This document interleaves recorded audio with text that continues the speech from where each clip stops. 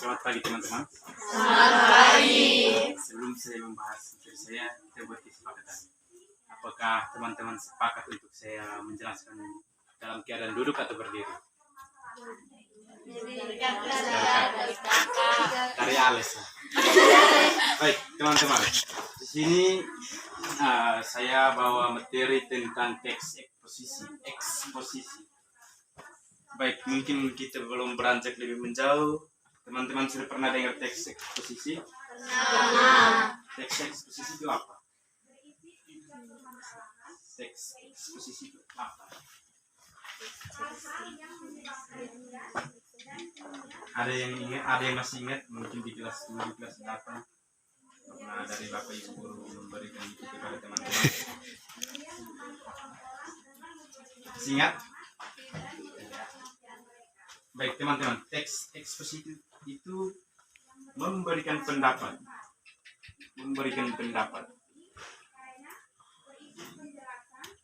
Jadi teks eksposisi itu sering digunakan atau yang biasanya digunakan untuk kemudian menjelaskan atau menginformasikan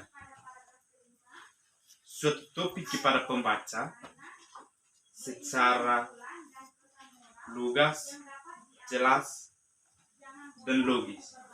Tujuannya untuk apa? Tujuannya untuk kemudian memberikan pemahaman yang akan terperinci dan akurat. Bisa pahami? Bisa.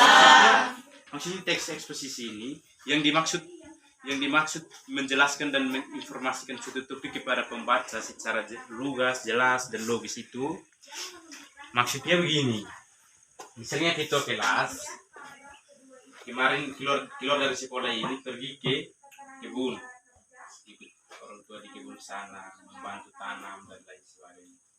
Kemudian pulang besoknya, kemudian ketemu di sekolah, kita kelas memberikan salah satu informasi. Barangkali di kebun sana ada kejadian, misalnya kita kelas tangkap ambil burung di sana atau bagaimana. Kita kelas menjelaskan kembali itu kepada teman-teman yang lain. Maksudnya begini, tapi secara jelas dan lugas. Nanti kita akan kita bahas lagi di bagian berikut. Itu tujuannya untuk memberikan pemahaman yang akurat dan terperinci. Bisa paham ya? Bisa. Oke, itu pengertian. Sekarang kita masuk di tujuan. Tujuan teks eksposisi. Tujuannya untuk apa? Tujuannya untuk kemudian memberikan informasi atau penjelasan mengenai suatu topik agar pembaca dapat memahami dan mempelajari sesuatu dengan lebih baik. Ada terlalu cepat. Saya sesuaikan dengan kenyamanan teman-teman. Dengan gaya penjelasan saya begini, teman-teman tidak nyaman ke saya. Izinkan kan? Berdasarkan kata yang jelas itu saya tidak nyaman, bisa dirubahkan begitu ya. Untuk menyampaikan hal apa yang menurut teman-teman itu benar, jangan pernah takut sama siapa. Sampaikan itu yang akan kita temukan dalam hidup ini. Kita hidup cuma satu kali. Jadi kalau mau membangun sesuatu, mau mengubah sesuatu, mau dimengerti orang lain, pilihannya cuma satu, berani berbicara. Bisa ya? Bisa. Jadi jangan takut untuk menyampaikan apapun, intinya anggap itu benar dan saran itu tidak merugikan orang lain. Dan bahasa yang formal, jangan sampai menggunakan bahasa yang tidak itu yang tidak diperbolehkan. Oke, tujuannya yang mempelajari sesuatu dengan lebih baik. Maksudnya bagaimana? Maksudnya informasi yang disampaikan dalam teks eksposisi itu harus jelas, rinci, dan dapat dipercayai karena didasarkan fakta-fakta yang akurat. Bisa paham ya? Bisa. Jadi misalnya kita kelas, besoknya ketemu di sekolah cerita bilang saya kemarin di kebun saya tangkap burung dan lain sebagainya, tapi tidak berdasarkan bukti dan fakta. Teman-teman kita kelas tidak akan percaya akan hal itu. Jadi harus berdasarkan bukti. buktinya apa? Burung yang kita kelas tangkap tuh ini. Saya kemarin sampai di kebun sana saya tangkap burung. Burung jadi mana? Burungnya gini. Bisa paham ya? Jadi teks eksposisi ini mengajarkan kita untuk kemudian menyampaikan informasi apa saja itu berdasarkan fakta, bukti yang akurat dan jelas. Bisa paham ya? Bisa. Oke, next. Tujuan sekarang kita masuk struktur teks eksposisi. Nah, di bagian struktur ini teman-teman ada beberapa struktur. Itu yang pertama tesis. Nah, di tesis ini teman-teman, ini biasanya berisi pernyataan, pendapat atau gagasan utama yang ingin disampaikan oleh penulis. Tesis ini pernyataan, pendapat atau gagasan utama yang ingin disampaikan oleh penulis. Jadi misalnya hari ini kami datang di sini, kami sudah siap persiapan. Artinya pernyataan atau pendapat kami. Pendapat kami untuk apa? Untuk kemudian kami sampaikan kepada teman-teman. Itu yang namanya pendapat atau gagasan yang ingin disampaikan oleh penulis, oleh kami yang menulis, kami yang sampaikan kepada teman-teman. Bisa paham ya? Bisa. Oke, next. Yang kedua itu argumentasi. Nah, ini yang menarik teman-teman. Argumentasi ini penulis memberikan penjelasan lebih mendalam tentang gagasan utama yang sudah disampaikan dalam tesis. Misalnya, di awal tadi saya sudah sampaikan bahwa di sini saya akan menjelaskan tentang teks eksposisi. Di bagian argumentasi saya akan mengkaji atau menjelaskan lebih mendalam terkait teks eksposisi. Ini di bagian argumentasi menyatakan bahwa penulis memberikan penjelasan lebih mendalam tentang gagasan utama yang sudah disampaikan dalam tesis. Bisa paham ya? Bisa. Next. Nah, argumentasi ini teman-teman biasanya didukung oleh fakta, data, contoh, atau pendapat ahli untuk kemudian memperkuat informasi yang disajikan. Kembali lagi ke contoh yang tadi. Sampaikan informasi apapun, kejadian yang sangat fatal atau sangat bahaya, teman-teman harus siapkan bukti. Hari ini kita kelas mendapat teman yang ini dia pacaran. Dia datang ada di guru. Pak, teman saya dia melakukan pacaran di dalam jam sekolah. Tapi itu kelas tidak berdasarkan fakta atau bukti, maka informasi yang disampaikan oleh itu kelas kepada guru tidak akan diterima karena tidak berdasarkan fakta. Jadi harus berdasarkan fakta. Faktanya, buktinya seperti apa? Tapi misalnya itu kelas dapat saudara kami di sini dia melakukan pacaran, diambil gambar untuk kemudian menjadikan itu bukti fakta, sehingga kemudian itu kelas adukan itu di kepala sekolah maupun guru-guru yang lain bisa dipercayai karena berdasarkan fakta. Oke, paham ya? Ya. Yang terakhir itu penegasan ulang. Jadi struktur itu terdiri dari 3 bagian. Yang pertama tesis, yang kedua argumentasi, yang terakhir ini penegasan ulang. Penegasan ulang itu seperti apa? Penegasan ulang ini teman-teman, penulis menegaskan kembali atau menyimpulkan informasi yang telah disampaikan sehingga pembaca dapat pemahaman yang lebih kuat tentang topik yang dibahas.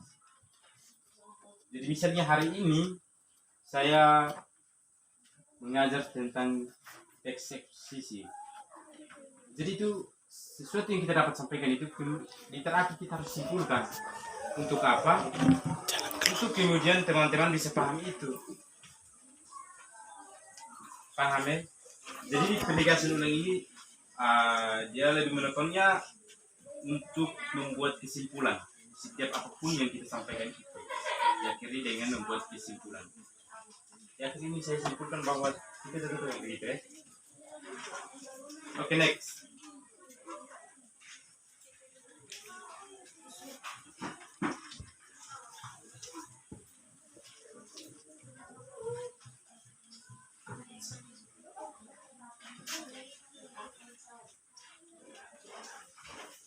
Yang berikut itu ciri-ciri teks eksposisi. Ciri-ciri itu seperti apa? Teks eksposisi itu seperti apa? Nah, di bagian ciri-ciri ini kita akan membahas tentang itu. Ciri-ciri teks eksposisi yang pertama, eksposisi ini bersifat informatif. Informatif bagaimana? Informatif teks bertujuan di bagian bersifat informasi. Teks eksposisi bertujuan untuk menyampaikan informasi atau pengetahuan baru kepada pembaca. Bersifat informatif. Paham? Ini maksudnya begini. Di bagian bersifat informatif, teks eksposisi bertujuan untuk kemudian menyampaikan informasi atau pengetahuan baru kepada pembaca. Teman-teman pernah baca koran? Pernah lihat koran? Itu di bagian itu dia bersifat informatif. Karena itu secara langsung yang memberikan informasi atau pengetahuan baru kepada pembaca.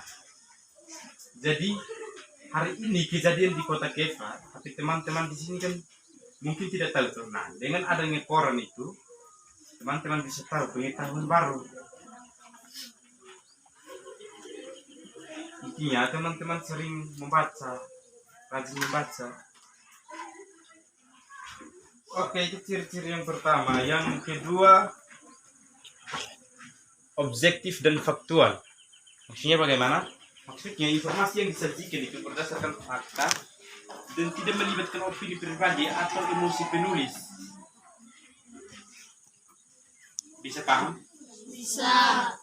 Objektif dan faktual. Informasi yang disajikan itu berdasarkan fakta dan tidak melibatkan opini pribadi dalam emosi penulis. Maksudnya, kita mau membuat apa-apa itu, menyampaikan informasi itu harus berdasarkan fakta, bukti yang jelas-jelas.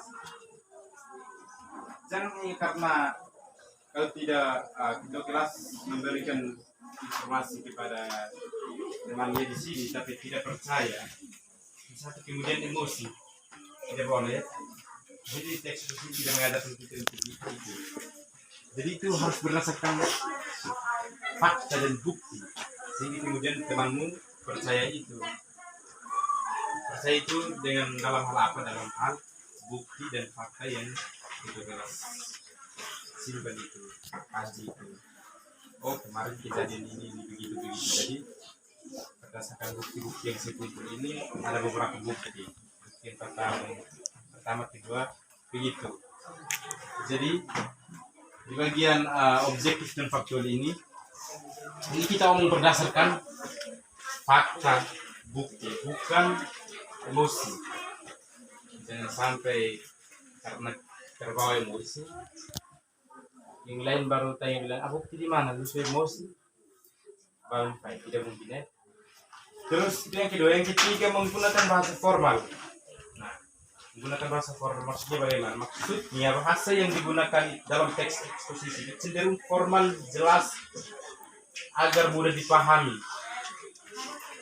Bisa paham? Bisa. Jadi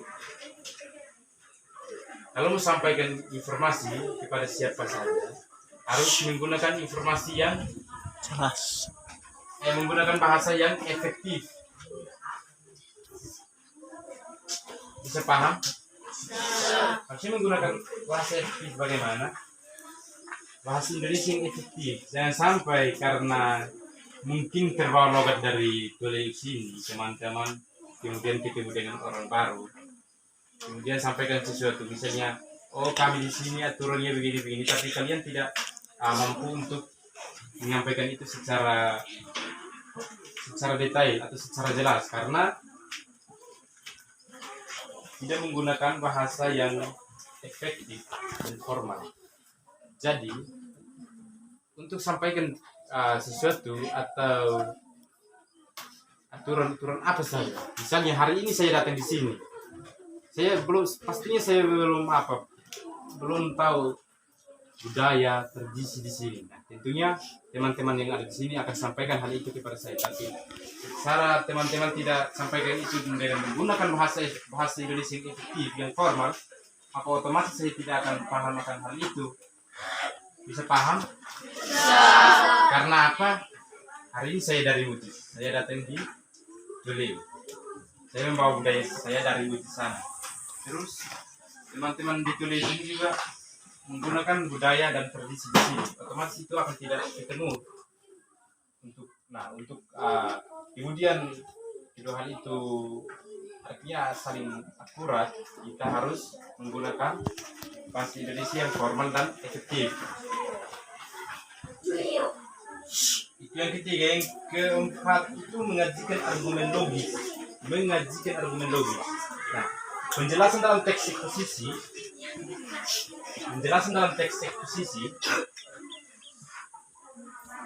harus disampaikan secara logis dan sistematis untuk kemudian pembaca dapat mengikuti alur pemikiran penulis dengan baik. Maksudnya bagaimana? Bagian mengajikan argumen logis ini, penulis dalam teks eksposisi harus disampaikan secara logis dan sistematis. Untuk apa? Untuk kemudian pembaca dapat mengikuti alur pemikir penulis dengan baik. Jadi misalnya koran. Kata. Baik, terkait mengajikan argumen logis ini, di mana yang saya sudah jelaskan tadi bahwa penjelasan dalam teks eksposisi harus disampaikan secara logis dan sistematis. Untuk apa? Untuk kemudian pembaca dapat mengikuti alur pemikir penulis dengan baik. Nah, ini tadi saya contohkan bahwa koran kalau dalam penulisan koran itu tidak sesuai, maka otomatis kita tidak ikuti dengan baik karena tidak sesuai. Misalnya, topiknya dia membahas bahwa kelangkaan BBM di Kota Kebumen atau di Kabupaten Timur Tengah Utara. Di dalam isinya dia menjelaskan bahwa kejadian kebakaran di Fatuleu. Nah, ini kan tidak sesuai lagi tuh. Topiknya kelangkaan BBM di Kabupaten Timur Tengah Utara, tapi isinya menjelaskan kebakaran di Fatuleu, hutan Fatuleu. Barangkali begitu. Itu kan tidak sesuai toh. Itu yang keempat. Yang kelima itu bersifat netral. Ciri-cirinya dia bersifat netral. Maksudnya bagaimana? Penulis tidak memihak pada pandangan tertentu, namun hanya mengajikan fakta dan informasi yang objektif. Saya ulang lagi, di bagian bersifat netral ini, penulis tidak memihak pada pandangan siapapun atau tertentu, melainkan hanya mengajikan fakta dan informasi yang objektif. Maksudnya bagaimana? Penulis buat informasi atau berita itu tidak berpandangan tertentu. Dan sampai misalnya hari ini saya rilis berita, tapi karena ada kepentingan dengan saudara Ricardo di sini, jadi misalnya dia yang buat Berita. misalnya kacauan atau membunuh orang, tapi karena saya kedekatannya ini, saya tidak memaparkan namanya, saya hanya melanjutkan karena ada hubungan tertentu. Jadi di sini jadi penulis tidak memihak pada pandangan tertentu. Saya hanya bertugas untuk mengajikan fakta dan informasi yang objektif. Bisa paham ya? Bisa. Oke, next. Yang berikut itu jenis-jenis teks eksposisi. Nah, teman-teman, jenis-jenis teks eksposisi ini ada beberapa jenis. Yang pertama itu jenis eksposisi definisi. Jenis eksposisi definisi. Maksudnya bagaimana? Teks yang menjelaskan pengertian atau definisi suatu istilah atau konsep tertentu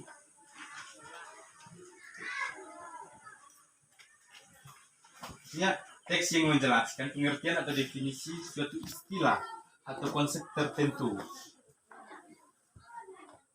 Maksudnya bagaimana? Maksudnya penjelasan tentang apa itu teknologi digital. Teknologi zaman sekarang. Bisa paham ya? Itu di bagian definisi, jenis eksposisi definisi. Itu kita mendefinisikan suatu istilah atau konsep. Bisa paham ya? Yang kedua itu jenis eksposisi pertentangan. Maksudnya bagaimana? Mengajikan informasi yang berlawanan antara dua hal atau gagasan, seperti teks yang membahas pro dan kontra sebuah kebijakan. Nah, di jenis kedua ini, di bagian jenis kedua ini, eksposisi pertentangan. Ini kita bertentangan, artinya antara pro dan kontra. Bisa paham ya? Setuju dan tidak setuju, sepakat dan tidak sepakat.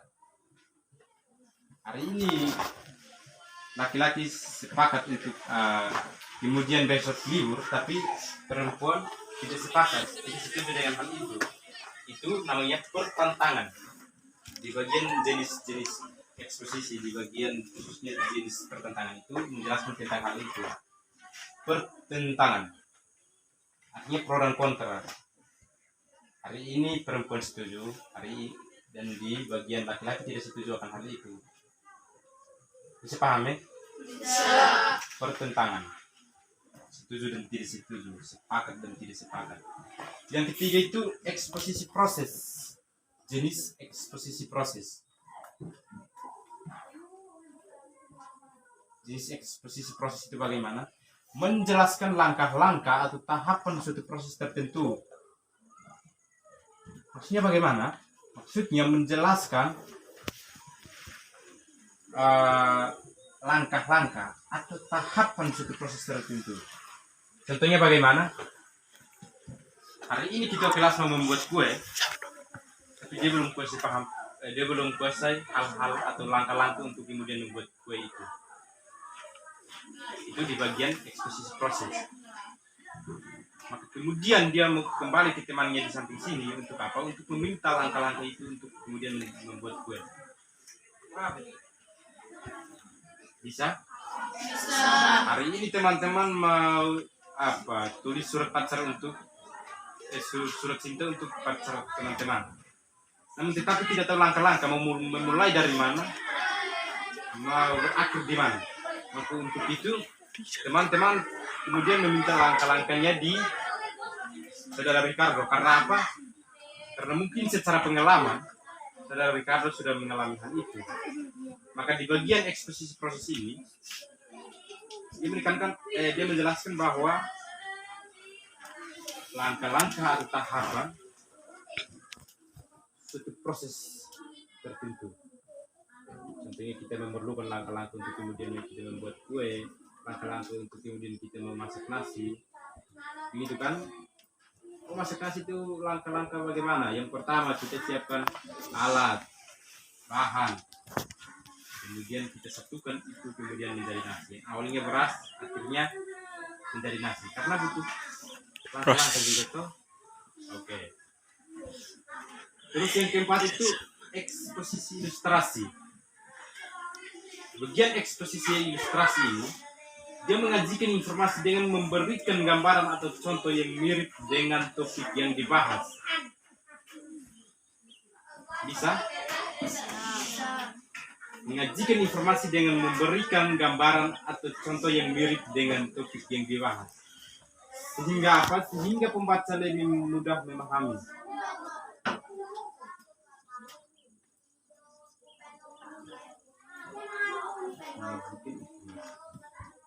Dia memberikan contoh yang sesuai dengan topik.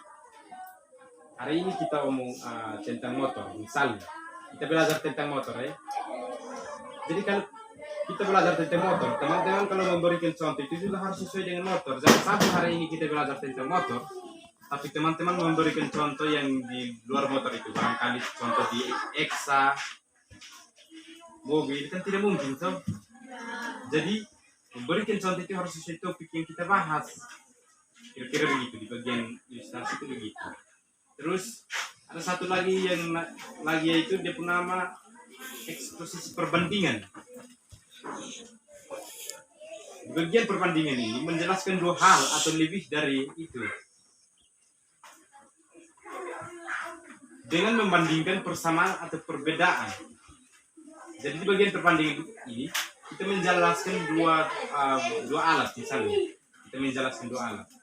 Nah, barangkali HP dengan laptop.